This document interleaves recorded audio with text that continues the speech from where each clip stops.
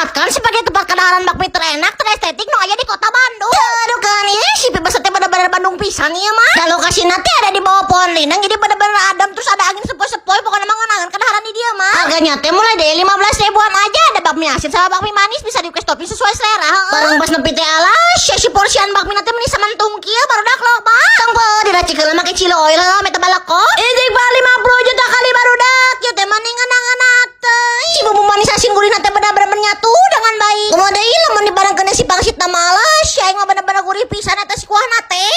Aduh kan ya, si cili oilna ieu bener-bener juara dunia pisan, top mantap is the best pokona mah. Lah galewe teh kana bakmi asin alas, si aing mah bener-bener ngalimet pisan ieu mah. Jajar liasina teh waduh kan. Teh mendingan pisan. Geus kudu wajib padoain lamun ka dieu mah kudu nyobaan oge bakso goreng aja ngogorenganana. Geus puguh ieu mah rasana bener-bener ngapros pisan. Tong ditanyakeun